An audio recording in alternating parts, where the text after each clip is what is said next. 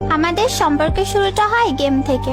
আমার ভয়েস একটু বাচ্চাদের মতো, তো আমার ভয়েস শুনেই সে প্রেমে পড়ে যায় আমার। তার বাসা অনেক দূরে ছিল, তো তাই কখনো আমি তার প্রপোজালে রাজি হইনি, কিন্তু একটা ভালো ফ্রেন্ড হিসাবে আমরা কথা বলতাম। আমারও ভালো লাগতো তাকে। সে আমার প্রতি এতটাই দুর্বল ছিল যে একসময় তার দুর্বলতা দেখে আমিও তার প্রেমে পড়ে যাই। একটু ভালোবাসা পাইলে কে না খুশি থাকে। আমরা দুইজন দুজনের জন্য প্রচুর পাগল ছিলাম, একজন একজনকে ছাড়া থাকতেই পারতাম না। আমাকে অনেক ছেলে পছন্দ করতো, এগুলা দেখে ও সহ্য করতে পারতো না। আমি যদি কোনো ছেলের সাথে কথা বলতাম, কত পাগলামি করতো। সে কান্না করতো, হাত কাটতো, সিগারেট খেতো। সে অনেক ভয় পেত যদি আমি তাকে ছেড়ে দিই, অন্য কারোর হয়ে যাই, আরো কত কি। তার পাগলের মতো ভালোবাসা দেখে আমিও তার প্রতি মরিয়া হয়ে যাই। রিলেশন ভালোই চলছিল আমাদের সবাই অনেক পছন্দ করত। রিলেশনের 2 ইয়ার পরে আমি জানতে পারি সে আমার থেকে 2 ইয়ারের মতো ছোট, আমার থেকে জুনিয়র। সে আমাকে বলে আমি যদি চাই সে আমাকে এক্ষুনি নিয়ে যাবে, এক্ষুনি নিয়ে গিয়ে বিয়ে করে ফেলবে। যাই হোক না কেন আমি তাকে ছাড়তে পারবো না, অনেক ভালোবাসি যে তাকে আমি। একটা সময় আমার আম্মুর সাথেও আমি তার কথা বলাই দিই। আমার আম্মু প্রথমে রাজি ছিল না, কারণ বাসা অনেক দূরে, তো কিন্তু এক সময় আমার দুর্বলতা দেখে আম্মুও রাজি হয়ে যায়।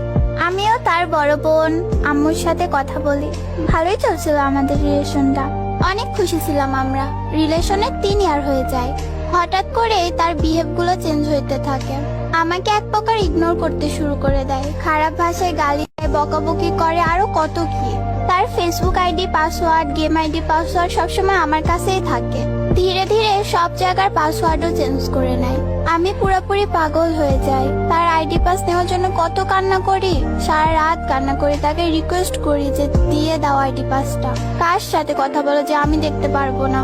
খাওয়া দাওয়া বন্ধ করে দিই, হাত কাটি, সারাক্ষণ কান্না করি। এক সময় আমার এরকম অবস্থা দেখে আমার আম্মু পর্যন্ত ওকে কল দিয়ে রিকোয়েস্ট করে, আমার মেয়েটা শেষ হয়ে যাচ্ছে, একটু কথা বলো ওর সাথে ঠিকভাবে। কিন্তু তাতেও কোনো যায় আসে না তার। সে মাঝে মাঝে আমাকে একটা মেয়ের পিক দিত, বলতো যে তার গার্লফ্রেন্ড। আমি বিশ্বাস করিনি, কারণ তাকে আমি অনেক বিশ্বাস করতাম। এক সময় ওর ফ্রেন্ডের থেকে জানতে পারি সত্যি তার শহরে নতুন কারোর আগমন ঘটেছে। আমি তাকে মেসেজ বা কল দিলেই সে বাজে বাজে কথা বলে, বাজে বাজে পিক চায়। এক সময় আর সবকিছু সহ্য করতে না পেরে সবকিছু থেকে অফলাইন চলে আসি, তাকেও ছেড়ে দিই যাকে পাওয়ার জন্য এক সময় এত পাগলামি করতাম। অনেকটা সময় পার হয়ে যায়, তারপর আমার জীবনে খুশি হয়ে আসে অন্য একজন। ওই যে আল্লাহ কষ্ট দেওয়ার পরে সুখ দেয়, ওরকমই। হয়তো তাকে আগের মতো ভালোবাসতে পারি না, বিশ্বাস করতে পারি না, কিন্তু সে আমাকে রানীর মতো রাখে। ভালো আছে আমি তার সাথে, সে আমাকে খুশি রাখার সর্বোচ্চ চেষ্টা করে। ওর মাঝে আমি আমার আগের আমিটাকে দেখি। এখন আমার প্রাক্তনও তার ভুলটা বুঝতে পেরেছে, আমাকে ফিরে পেতে চাই, কিন্তু আমি পারবো না এই মানুষটার সাথে আমার সাথে যা হয়েছে তাই করতে। হয়তো তাকে এখনো ভালোবাসি, সেই জন্যই তো আল্লাহর কাছে একটাই চাওয়া, ভালো থাকুক, না পাওয়া ভালোবাসা